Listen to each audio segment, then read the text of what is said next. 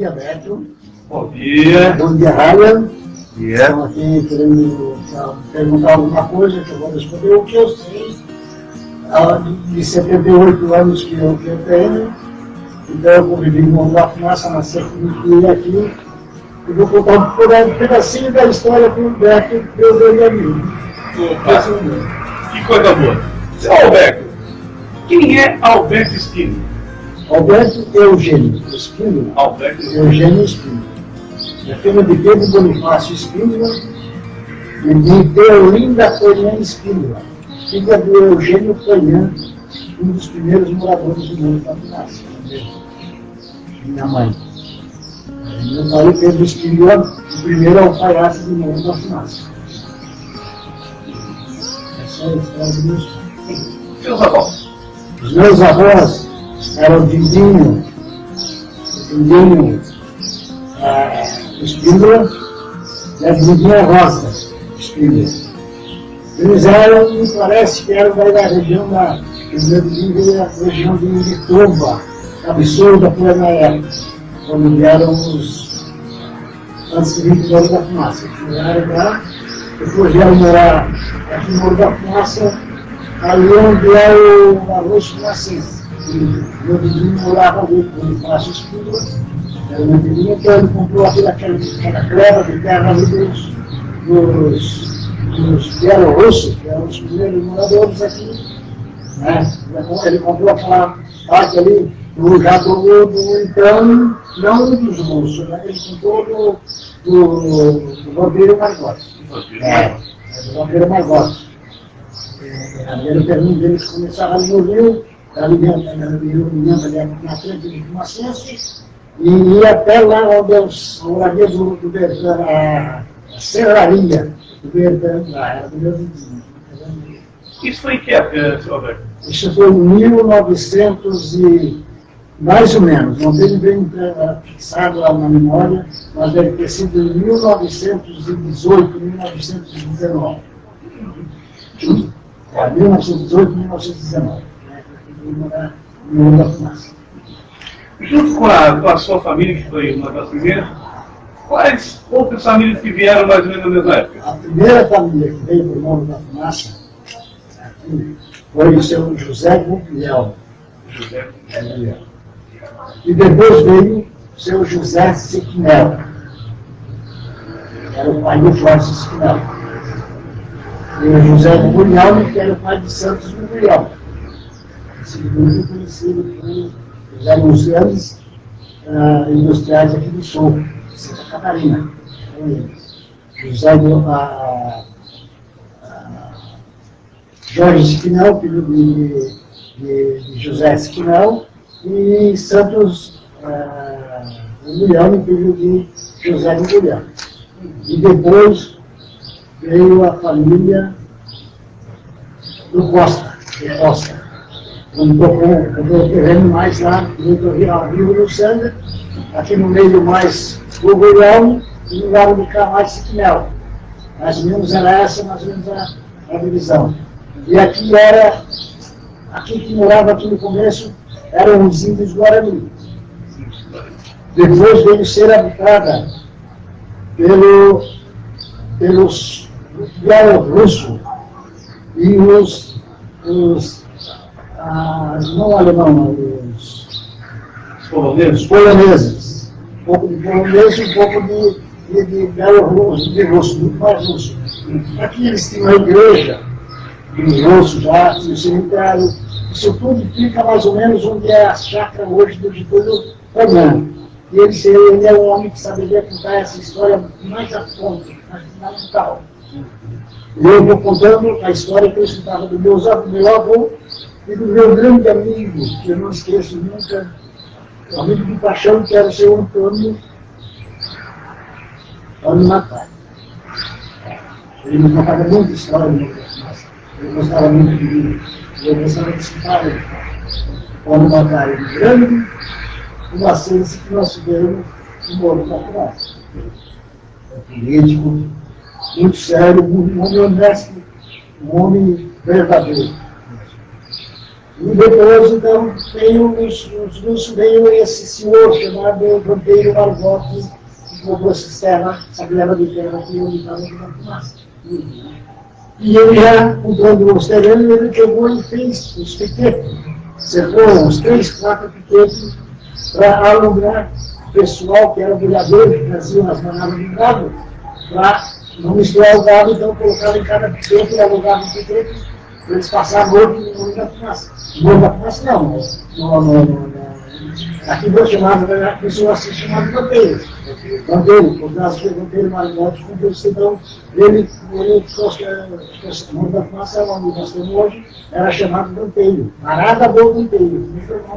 E o Morro da Fumaça foi parada do Vanteiro. E vinham os boiadeiros, aquela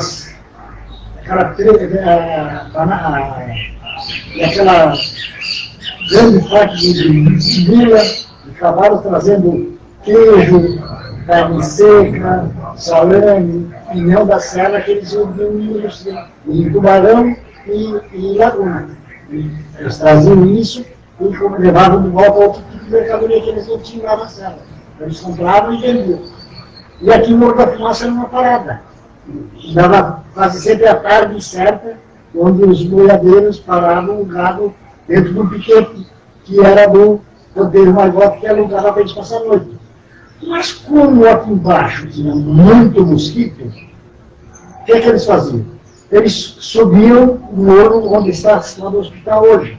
Subiu aquele morro ali, era um morro bem inclinado, subiu ali e lá em cima eles faziam uma fogueira, onde essa fogueira começou a queimar.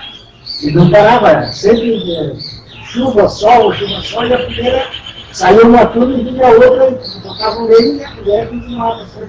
Quando os tropeiros paravam à noite para comer e para dormir, para descansar, porque não podia ser, eles acordavam no piquete, que eles tinham deixado o gado, e tocavam a manada dele. O outro vinha atrás e o outro vinha. E durante o dia, por exemplo, quando eles se encontravam na serra, descendo a serra, que você quer para cá e coisa, onde é que tu vai parar hoje? Ele dizia assim, eu vou parar lá na parada do Vanteiro. Eu vou parar lá na parada do Vanteiro.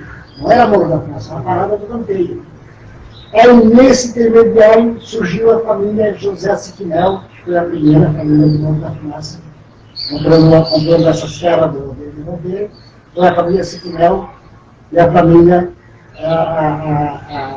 Mundial, que foram as primeiras famílias a morar no Morro da Fumaça. E aí começou, então, ele não Antônio Costa, né? E nós, essas duas famílias, começaram no Morro da Fumaça. E vieram os luxos, eles foram tudo embora, porque os italianos compraram todo o terreno deles aqui. E assim começou a ser Morro da Fumaça. E passou a ser conhecida por Parada do Vanteiro. Quando parava dos boiadeiros. E depois, José Siquinel montou uma casa de negócio secos e molhados, ali no começo do Morro da Fumaça, de onde está hoje, mais ou menos ali na frente da Magazine Luiza, por ali, lá atrás do mercado do Mazo Siquinel. Ali pertencia ao pai do Mazo Siquinel. E ali eles tinham o Jorge Siquinel, então, né, que era irmão do pai do Mazo, então, montou uma fábrica de banha. Banha Zuma e banha Zoe, chamava-se o nome da banha. Era exportada por um trem para Ibituba. De lá ia de navio para o Rio de Janeiro, para outros lados, né? Ibituba, então ia para outros lugares. Era exportado por ali. Uma fábrica de banha, fazia farinha de mandioca, fazia de mandioca, principalmente, tinham uns 3, 4 engenhos grandes que eu já na época, certas famílias que vieram morar aqui também. Isso já em 1920, por aí, 1915, por aí, tinha já a fábrica de banho do Jorge Siquinel, filho de José Siquinel. Fábrica de banho fábrica de farinha de mandioca, onde também confeccionava o arroz, filava o arroz. Trocada por uma roda d'água, tinha a marcenaria também, lá atrás, onde tinha um açude, na lagoa grande lá atrás, que tocava a marcenaria do senhor Ciro Siquinel, pai de Tony Siquinel. Estava a marcenaria dele. E depois tinha outra marcenaria aqui, onde é o centro do Morro da Fumaça, onde está hoje a Caixa Econômica Estadual, na Federal, e a Caixa, o senhor Scott, que tocava a serraria e uma fábrica de motos. O senhor Scott, Luiz Scott. Depois nós tínhamos dois, esses já foram os Guilherme, né? E depois nós tínhamos o Siquinel, que montaram ali onde está hoje o prédio ainda, Casarão, montou ali um empório de exportação e importação. Ali tu comprava o que tu queria comprar já. Um arado, um carro, um carrinho de mão, o que tu precisava de ferramentas, essas coisas que ali comprava. Também saiu a pedraria, falecido Virgílio Macari, que ali hoje é onde está a padaria, Macari ali naquela beira dele, ali foi o Virgílio Macari. Então ele construiu, ele fabricava enxada, foice, martelo, papel, que era a ferramenta que fabricava muito. Olha onde é a beira que você vai, né? E depois, então, tinha também a fábrica de gasões, a Beija-Flor, do Auxílio Frasson. A casa ainda existe. É onde está a loja Maioquinha hoje. Ali do lado tinha a fábrica de gasões, a Beija-Flor.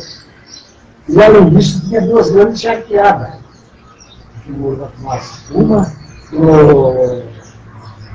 Orlando Damásio, que era irmão do falecido José Damásio.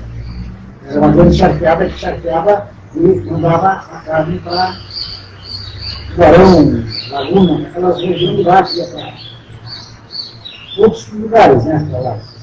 Tinha também aqui a fábrica de charuto de farinha de mandioca. Tinha do Trampinho, Pelegrini e o senhor, o Adelino Pelegrini, do Trampinho, dois irmãos. Uma grande beneficiamento de farinha de mandioca. Tinha beneficiamento de farinha de mandioca e de arroz. Aqui onde hoje está aí da casa, está ali. Um pedacinho que reformaram agora, ali do lado do Casarão. Ali. Tinha a fábrica de sabão, Fernando Zanata. Sabão Tupi, Tamoio e Tupã. Ficava essa fábrica de sabão ficava ali onde está o guarda de vinho, não, o guarda de cá, lá de cada rua, onde está ali na lei, para cá do guarda de vinho um pouco só à esquerda da rua, onde está a oficina do menino da bateria. Moraes. Agora mais para cá um pouco, fábrica de sabão. Nunca esqueço. Tupi, Tamoio e Tupã. Tinha também a outra fábrica de materiais de cimento, foi do Benício Mendes, e do Walter Mendes. Isso bem depois, uma cidade né? Aí tinha nossa tinha escola, onde eu estudei a primeira vez. A escola ali onde estou eu hoje, ali com essa padaria, mais ou menos ali é a minha casa. E ali do lado de lá tinha isso, onde está aquela loja ali do lado de onde eu tenho essa padaria, era a minha casa. Era a escola. E a escola. Era também a escola. Então tinha a minha casa, a escola, só que tinha ali a minha casa, a escola, as casas do José Guilherme, que era uns 2, 3 casamentos que faziam depósito da loja das deles, né? E moravam, eles moravam lá. Ele também meu nome, que veio depois, logo em seguida veio meu avô, Eugênio Conan, construiu, fez uma pensão. Onde parava os passageiros, as pessoas que passavam por aqui do movimento, porque tudo era passado por aqui na época. Quando começou os caminhão, as carroças, isso aí passava, tudo era obrigado a passar por uma outra fumaça. Passava tudo aqui dentro. Esse movimento cabeava sempre um aí hoje, passava tudo por aqui. Então quando chovia muito, trancava o trânsito. Na reta enchia tudo de água, não passava. Só passava os caminhões mais altos. Naquele tempo o caminhão era igual uma caminhonete hoje, esses caminhãozinhos pequenininhos. Eram os caminhões que passavam tudo. Então o carro mais baixo, mas muito raro que passava. O carro mais baixo não passava. Tinha que esperar que baixasse a carga onde ele pudesse passar. O Rio do Sangue não era formado, né? O Rio do Sangue era formado. Já era formado, sim. Era formado. Só não tinha sido dragado ainda. Depois de um tempo que foi dragado o Rio do Sangue. Onde melhorou mais, aí baixou aquelas árvores, ficou mais melhor, nos terrenos do seu Antônio Costa. E assim foi o começo do Morro da Fumaça. E foi chamado de Parada do Vanteiro. Aí o Vanteiro saiu daqui, os terrenos mais pessoal, então começaram a chamar, por causa da fumaça, começaram a chamar de Morro da Fumaça. Onde é que vai acampar amanhã? Onde é que vai acampar a fumaça? Vou acampar lá no Morro da Fumaça. Era o morro que saía a fumaça. Onde tinha antes esse morro, fazia a Parada do Vanteiro, onde tinha esse morro, eles subiam para fazer à noite. Ficavam essa noite muito esquenta, quando eles faziam a comida deles. E aí veio o meu Dindinho também, um dos primeiros, entre 1918 e 1920, meu Dindinho já veio morar aqui, onde era hoje Fumacense. Tinha aqui embaixo, bem no final ali, hoje onde é mais ou menos a oraria do Luiz Macari, lá no Trevo, na saída para a Esplanada, tinha ali umas duas famílias de Moreno, que moravam ali, a Branco. Isso foi antes ainda de ser de família? Antes de vir as famílias para cá? E aí eu não sei te contar certo se estavam antes da família vir para cá ou não, eu acredito que sim, eu acredito que eles já estavam ali, era o tempo da escravidão ainda, e eles moravam ali, duas famílias de Moreno. Eu acredito que era a família Abrão. Ele ajudou naquela também. E o meu pai, filho do Dindinho, eu perdi as pílulas, eu vim para cá, trabalhando de alfaiate. E assim começou. Meu avô Eugênio Conan também fundador.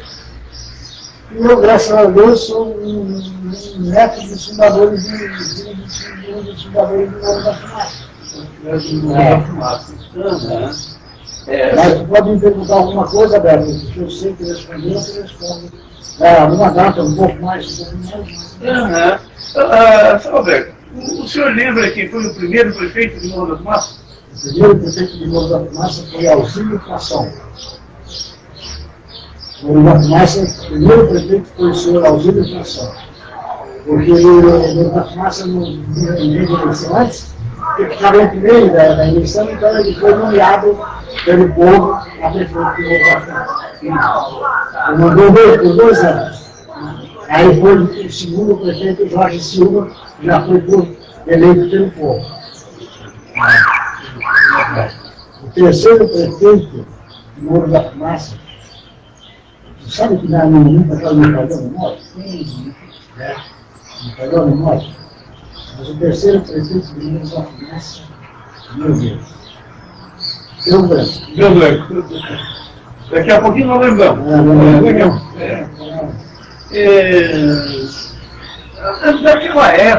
Daquela época para cá, se o senhor veio para cá, primeiro uma coisa. O senhor lembra uma das primeiras moradias da cidade? Eu posso te falar das primeiras, seria, por exemplo, seria hoje que está aí casarão, olha, está em pé ainda ali. Tem uma casa ali na esquina, onde toca a história do Laurinho. Ali tinha uma outra casa, que era do Scott, dentro da olaria, lá da marcenaria. Tinha a casa hoje, só existe fotografia, quando morou o falecido João Sapiato. Eu me lembro da casa onde eu morei, uma das primeiras mesmo, uma das 10, 15 casas que deu no era a minha casa. Aí, o Morro da Fumaça desenvolvendo, né, que passou a ser chamado Morro da Fumaça, Vila de Morro da Fumaça. Aí, no dia 6 de setembro de 1931, a Vila de Morro da Fumaça passou-se a chamar definitivamente de Morro da Fumaça, que quando foi proclamado lá no distrito de Morro da Fumaça, para o Céu. Então aí passou a se chamar Morro da Fumaça. Mas Morro da Fumaça chamava-se antes Parada do Vampiro, depois veio a ser Vila de Morro da Fumaça, e mais tarde, definitivamente, quando foi distrito, passou a se chamar Morro da Fumaça. E depois município. Depois foi distrito, e depois em 62, né? Dia 20 de maio de 62, Morro da Fumaça tornou-se município.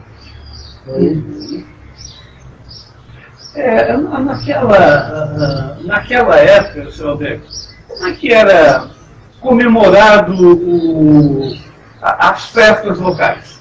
As festas locais eram festas mesmo. Dia 15 e 16 de dezembro era a maior festa que tinha na região, que era o São Roque, Nossa Senhora de Morro da Fumaça. Começava 9 novenas, 9 dias antes da festa era festa direta. As 9 novenas no dia 15 e 16, dia de Nossa Senhora e dia de São Roque. 2 dias de feriado, de festa. As festas eram festa mesmo, de banda de música, daquele divertimento que tinha Porquinho da Índia, aviãozinho, e etc, aquele sentido de festa mesmo. Boleta. No aviãozinho também, organizava nosso turismo, e esse aviãozinho que funcionava, levantava voo, revolta mesmo, né? Tudo bonitinho, feito pelo auxílio de Passão.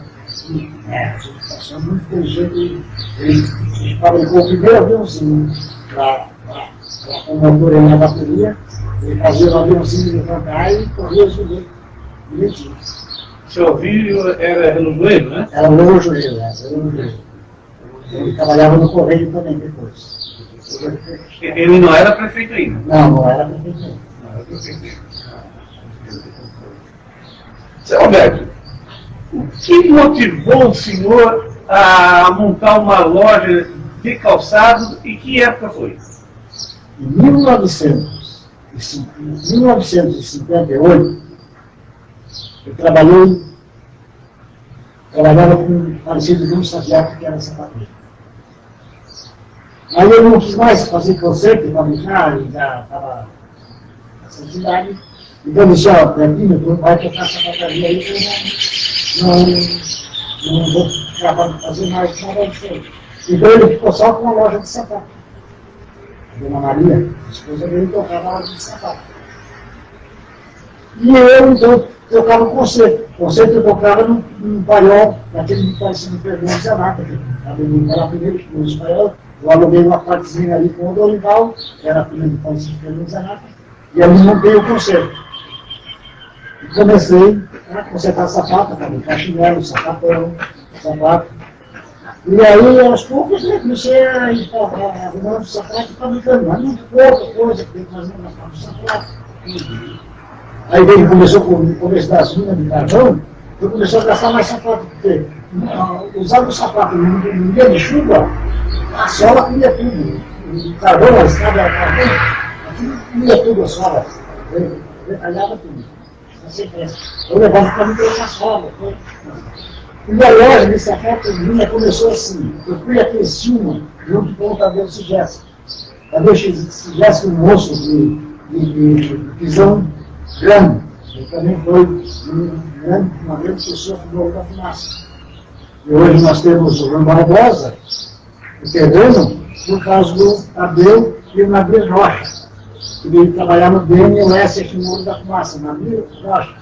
Ele era o responsável pela pessoa que trabalhava no DNOS da Grande dos Rios, aqui no Morro da Fumaça. O Tadeu os dois eram o presidente e o vice-presidente do Barbosa Neto, onde compraram aquele terreno lá embaixo, que está hoje no campo do Rio Barbosa.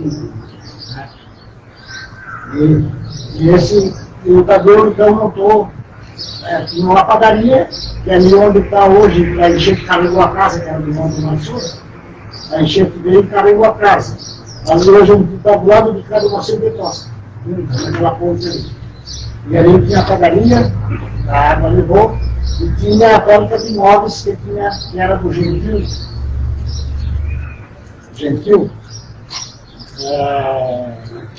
E aí o Tadeu comprou essa fábrica de imóveis, então colocava a fábrica de imóveis e a padaria. E o Tadeu pediu uma modelo lá, um caminhozinho. Ele ia sempre para Criciúma, então eu pegava carona com ele para ir também. A dele pegava carona com o Mário Simão para ir buscar material, para trabalhar. A sola, prego, bola, tudo que era de sapateiro, tudo que Criciúma buscar. Naquele tempo, um ônibus por semana, não dava certo, ainda se mexia muito, senão ele já vai correndo as rodas, passar e tudo. E eu fui com o Tadeu e comprei uma sandália de bebê. Ele foi comprar um sapato e eu comprei uma sandália de bebê. Um dia eu disse, eu vou usar. As primeiras, eu vou usar a sandália de bebê. Aí, chegou no domingo, aí eu mostrei para os meus amigos, a sandália de bebê, que eu usava no domingo, no setor, o pessoal, os amigos meus, né? Todos eles, lá na minha sapataria. Era um centro de referência, valorizava, era uma unidade. E aí eu comprei essa sandália de bebê. Aí você disse, não, então peraí, nós vamos usar junto, comprou uma para mim também. Aí eu fui de novo na oficina e comprei uma sandália de consulta de e uma para mim. Chegou no domingo, nós vamos botar domingo na missa, aí a missa. E eu morava lá perto da estação, você podia até esse trecho todo. E nós morava aqui na frente da igreja, que vai ali a vez. Ali onde está aquela padaria hoje, era do bairro, era do pai de Moacir. E você trabalhava no bairro. Aí chegou no domingo, eu botei a sandália e vim lá de baixo aqui, e a turma de amigo de Deus, sandália pequena, não, essa sandália pequena. Chegou aqui, você Toledo se escondeu de mim, não queria botar. Aí a missa mal começou, eu falei assim, não, mas tu bota a sandália aí, senão nós vamos se... Vai dando aí ele botou a sandália, mas enrolou, chegando na metade da missa, aqui atrás. A turma depois aí terminou a missa, passava eu e você já, nós estávamos dois, já, vai sandália de Deus. Então aí o não chegava assim, cara, coisa, não, eu daqui dentro. Aí um chegava para mim dizendo, eu aqui vou uma sandália para mim daquela, tal, outro, não. Aí começou a missa para mim. O Luiz Cristina comprava uma sandália por R$1, e vendia para eles por 2. O lucro fabuloso, né? Imagina. Aí comecei a vender sandália de dentro. Aí comecei a vender sandália de dentro, aí comecei a botar sandália de dentro, já comprando direto de fábrica. E aí comecei a botar algum chinelo, mais bonito, né? E alguma coisa aí, aluguei uma sala no Getúlio.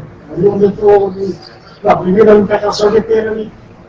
E ali começou, em 1950 e 60. 1960. Já estamos vendendo já sapato. Eu comecei em 1950, 58. 59 e 60, isso já foi em 60 já. Eu comecei essa sapataria. E foi dali que começou. E está até hoje. Até hoje, mas ela está muito calçada, tornou-se muito grato. E agora com essa lei que veio de ter que pegar o sapato, em 2 anos ele tem que ser eliminado pelo meio ambiente. Eles pegaram um par de sapato antigamente, aquela sola do monolite, e lá que tinha, joga em cima do terreno, aí vai 100 anos para cima, e o couro, né, então, existe essa lei do meio ambiente aí que é obrigado a ser e reutilizar. Ele não pode ser, ele não pode mais. Obrigado a cumprir. Mas tudo hoje, o comércio de novo é um comércio forte. Hoje está reduzido aí a pessoa trabalha aí, todo mundo trabalha aí para comer. O que era o comércio naquela época? Naquela época nós tínhamos o Fernando Zalgava, que era o José de Goiás, ali não estava o casarão ainda. Ali era vendia secos e molhados. Mas antes dali, o pessoal para comprar alguma coisa que não tinha a linha toda. Comprava alguma coisa diferente, porque aqui não tinha. Na fumaça não tinha. Aí o José de Goiás botou o secos e molhado e o José Siquinel botou o secos e molhados lá embaixo. E o Antônio de Costa, ali no prédiozinho do Antônio de Costa ainda também, e o casarão, em pé ainda no prédiozinho do Antônio de Costa, tinha o mercado do secos e molhados dele ali no Costa. Os primeiros comerciantes, e tinha, e assim começou, né? Esses dois, o José Guilherme e o José Guilherme e José Sinal, eram fortes, eram potentes, assim, levantaram com dinheiro. Então, compraram essas glebas de terra aí daquele Magote. E assim foi sendo fundado o Morro da Fumaça. Né? O Deputado, o Neto, Abel Clodel, aí saiu a churrascaria e começou a ter movimento de caminhão, já passou vários anos, já em 1960 e pouco, o Otávio da Laminha, o primeiro pessoa que tocou a churrascaria no Morro da Fumaça.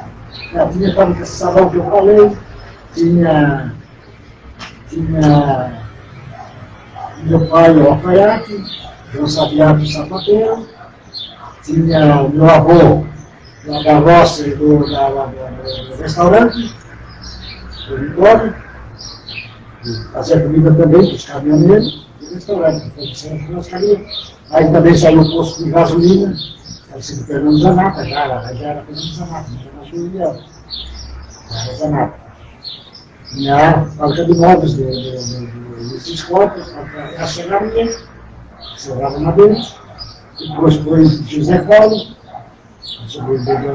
foi o escopo, passou por José Paulo, tinha um grupo escolar que veio a primeiro dia de aula, no dia 8 de maio de 1950. Nós saímos da escola velha, onde eu estava na minha casa, e viemos em forma a primeiro dia de aula no grupo. Primeiro, segundo, terceiro e quarto ano. Esse ano ia começar no 51, o quinto ano. Já não sei se está. E até hoje não foi inaugurado aquele grupo. Dentro dos políticos que comandavam aí, coisa, mas não foi inaugurado. Não foi inaugurado? Eu não me lembro de inauguração daquele grupo. O senhor lembra do primeiro supermercado no Morro da Fumaça? Eram os secos e molhados, né? Que era do supermercado, que era do Guilherme, do Siquinel e do Costa. E os três, né? E energia elétrica, que é? A energia elétrica veio para o Morro da Fumaça, por meio do Jorge Silva. E, se eu não me engano, Valdemar Salles. Um deputado chegou aqui no Morro da Fumaça, se informando quem era Jorge Silva na época. E eu que já tinha sapataria ali na frente aqui já vendia um sapato, aqui na frente, onde eu estou ali hoje, daqui a pouquinho. Ele passou a ver aquele senhor do Morro de mais hoje. O senhor conhece o Jorge Silva? Conheço por aqui. Onde é que ele mora? Eu disse, olha, ele tem um cartório lá, sim. Porque o Morro da Fumaça, o primeiro cartório que ele trabalhava era o seu falecido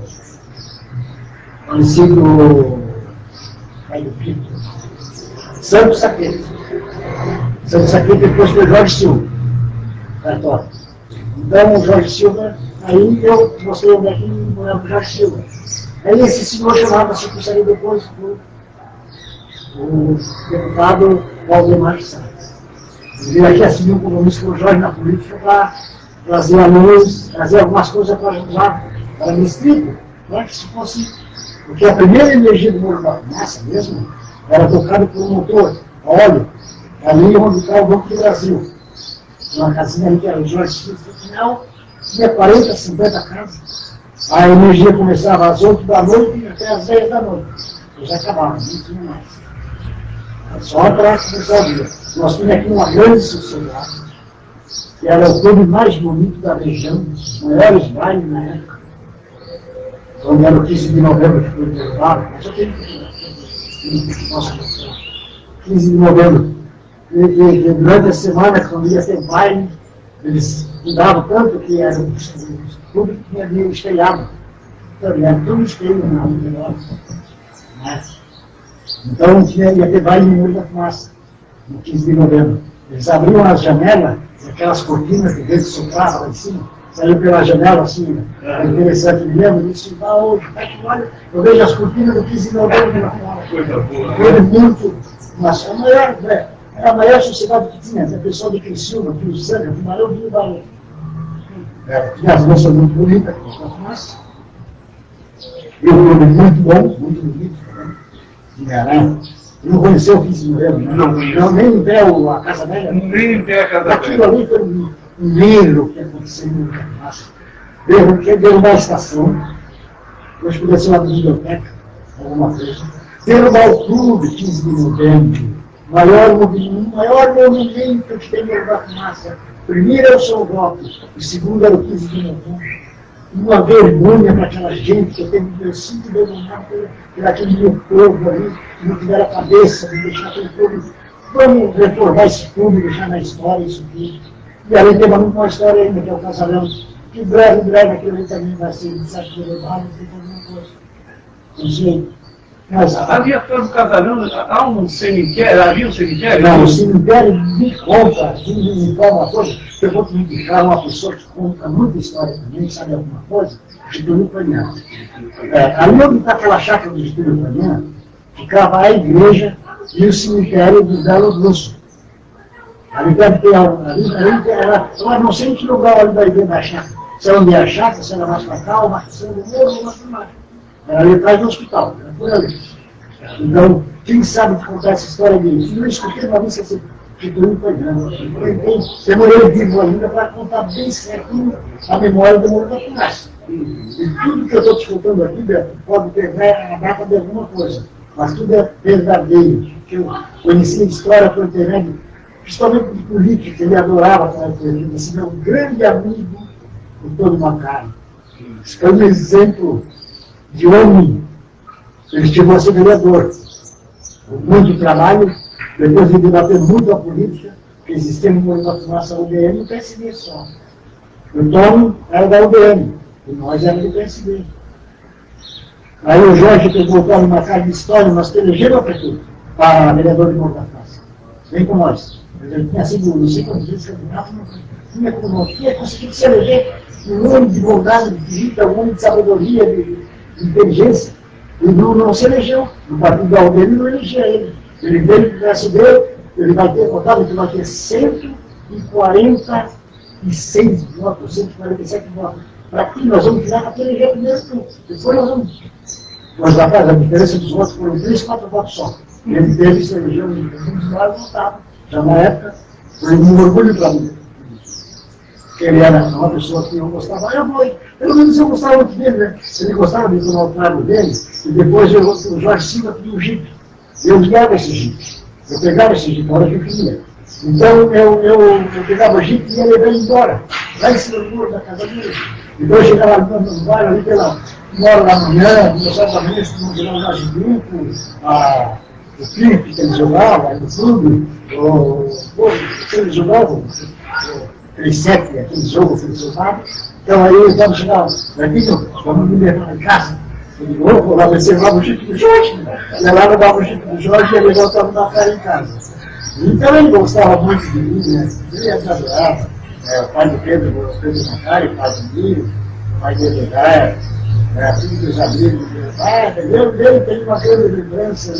Eu me emociono quando falo no Tony Macari. emoção que ele foi um grande fundador.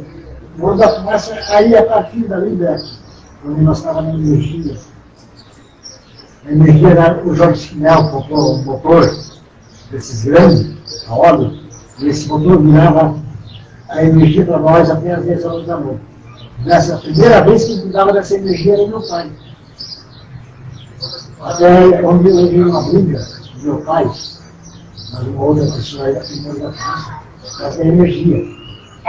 Né? Meu pai tinha que apagar a luz às 10 horas da noite.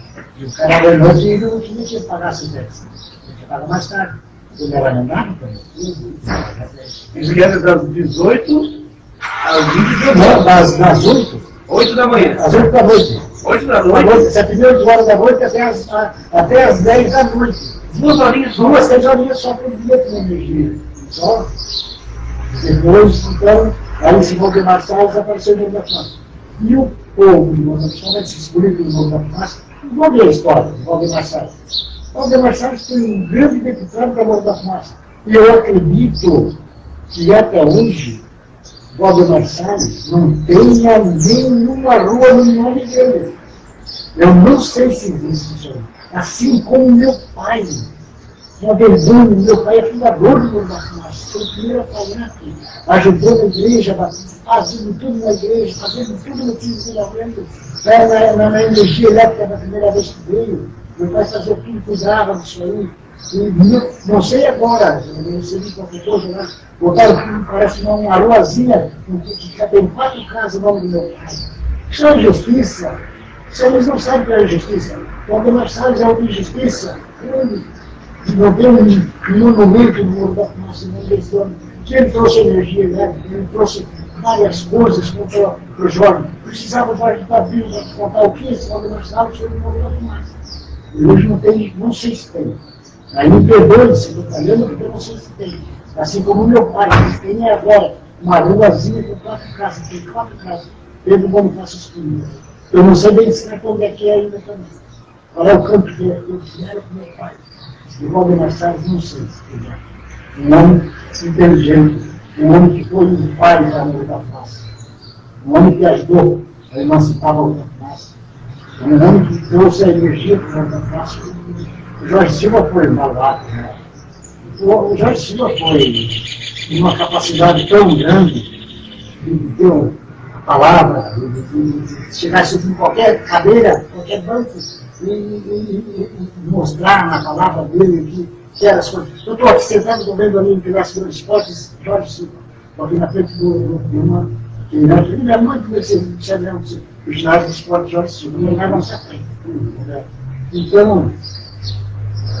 Então é o seguinte, aí veio o trem, o Morro da Fumaça, passar no Morro da Fumaça. Se tu subir em cima do Morro do Hospital, para ver o que é a polícia, se tu subir em cima do Morro do Hospital, tu olha a reta que é, da esplanada até aqui no Morro do Hospital, olha a reta que é o trilho. E ali ele faz uma curva de 180 graus. Por quê? O José Guilherme era um governador no estado de Santa Catarina. Ele era um baluarte. Ele comandava isso aí. Principalmente na época que Mireu Ramos foi presidente da República. Mireu Ramos foi presidente da República. Ele parava o trem. José Guilherme parava o trem. Não parou. E quando é que a reta que vem, o trilho, até no Morro do Hospital. Quando chega aqui, ali na estação, onde está a estação, hoje ele começa a fazer uma curva e vai fazendo essa curva que faz aqui no centro da cidade. Por trás do morro aqui no morro, esse morro aqui. Porque o trilho, segundo me falava, uma história que até o Tony me contou para mim, que o trilho era ali pelo meio, ali por lá, passava ali, ia passar para cá do rio, não sei um pouco, por ali. Ali é seu trilho. E não aqui onde foi. Mas o José Guilherme, como ele era um poderio, ele fez o trilho passar aqui dentro do terreno dele, para valorizar. E assim como fez a Beara Centro, essa coisa ela passa dentro do terreno dele. Ele era poderoso. Ele era poderoso. Porque a Beara Centro era para ser aqui atrás do mundo do hospital, para o picador Dom Pedro I aqui, o picador que tinha ali. Tem ali um picador. né? E a estrada de ferro era para passar mais para lá do que da cara. Não ia passar aqui onde passa. Passaram mais lá para lá no trabalho masculino, lá nas ruas. Ela passava de esplanada reta por lá. Era uma reta só até quase São Pedro.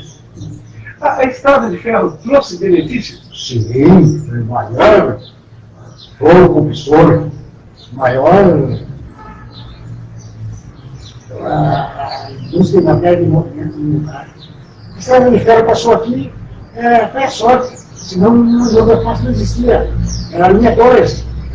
Eu queria comprar no início, em 1910, 1911, nessa era, assim, eu queria comprar uma bola de borracha, porque aqui na linha 2. Aqui não tinha ninguém que vendia, não tinha. Isso aí foi tudo depois de 1910, que veio o José Rubial, que veio o José Aspinel, que veio o Antônio de Costa, né? Começou a gravar isso aí, de Vandeiro Margotti, foi essa geração que veio e impulsaram o movimento massa. E a estrada de ferro que faz tudo isso. São Humberto, nós estamos chegando ao final da nossa entrevista, mas eu queria fazer mais 2 perguntas para o senhor. Nossa, é importante. Se o senhor tivesse sido prefeito da cidade, um político com cargo na cidade, o que o senhor teria feito que os prefeitos não fizeram na cidade? Em primeiro lugar, bombava o prédio que está ali hoje no Zanato, bombava aquele posto de gasolina. Isso já foi quando começou a ser né? Em 1960, o posto de Zanato, de gasolina, bombava a estação do trem, tomava 15 de mulher. Primeira coisa que eu ia fazer era isso. Bombava esses 4 registros históricos. Segundo lugar, fazia o esgoto de Moritapuna. O esgoto numa cidade é fundamental. Melhor ter esgoto do que ter água. Porque tu tem o esgoto, tu tens a saúde. Que é, em primeiro lugar, na vida das pessoas, é o primor, a saúde. Não adianta nada eu ter avião, ter helicóptero, ter não sei o quê. O que adianta isso aí? Não adianta nada. Em primeiro lugar, a saúde. Depois, a água. E depois, então, procurava trazer a energia, né? Procurava trazer alguns órgãos do governo, do município, para não ter que sair fora para buscar até uma carteira, uma carteira de identidade agora. Só se agora, se não era já vem na Via do Fogo, no Rio do Céu, em outro lugar que não, a carteira de identidade, a segunda via. E só se agora já está funcionando de novo, não sei. Tem que ver isso. E fazia outras coisas com a ideia de outras pessoas, né, que a gente não tem a ideia de fazer tudo. Mas eu sei as primeiras coisas que eu falei. Primeiras coisas. E assim, o grupo foi um político meio grande, um enorme grupo político nosso grupo, contra a nossa igreja. E a igreja de São Roque? A igreja de São Roque era de madeira, pequenininha, de madeira, dourado, pequenininha. Aí saiu esse nome lindo para o país. É uma coisa bonita nessa igreja. Essa igreja não veio para a igreja, mas eu fazia ela devagarzinho, lá na casa nova aí. Se quiser, me ajudou a fazer essa igreja linda que está aí hoje. Até o princípio do meu final. É muito bonito. A nossa porta é um orgulho. Então, Beto, aquilo que eu não perguntei e que o senhor gostaria de deixar registrado, por favor, fique à vontade. Eu quero deixar registrado que se eu mudei alguma data, alguma coisa, me perdoe. Porque eu já estou com 78 anos, eu já não me lembro mais de caminhãozinho, de carrinho, quando era. Eu me lembro quando eu tinha 4, 5 anos, eu me lembro de muita coisa. Certo? Eu me lembro que com 4, 5 anos eu já apanhava. Então você não era. Andava com aqueles, a roupa, um saco de alinhagem assim, sem pedra, sem nada, né? Eu fui um tremendão. Então, eu já fazia bagunça pequenininho. Então, eu quero que integrou o seu. Caso eu falei alguma coisa aqui que a pessoa venha conversar comigo, eu vou explicar melhor. Eu, com a fumaça, eu tenho paixão. Sou apaixonado por mim. Eu não queria morrer nunca. Eu queria viver sempre. Como eu estou agora, não precisava fazer nada. Como eu estou, eu queria viver mais um pouco. Mas, infelizmente, a idade vai chegando. E eu me lembro de dizer assim, ó, meu dono, que 50 anos está velho, na vivia na época, realmente era assim. Hoje eu me olho no espelho com 78 anos, e Deus, obrigado por eu ter vivido esse tempo, mas eu queria viver muito mais. Queria ver o mundo da fumaça bonito, cuidado, não é mais coisa. Fui à faculdade, mas querendo a juventude não precisa sair do lugar para ir para outro lugar estudar, gastar, custa caro isso, e cada vez mais caro. Esse nosso mundo é muito. E depois, com essa internet, que veio aí, muita coisa boa, muita coisa boa. A internet, ela tem várias coisas que você dá para a gente. Mas a internet é traiçoeira. A internet é muito difícil. Iniciar ela. A internet traz muita coisa boa. Só, Alberto, só para a gente fechar, o senhor teve quantos irmãos e quem é a sua esposa e seus filhos? A minha esposa chama-se Estela Betjol.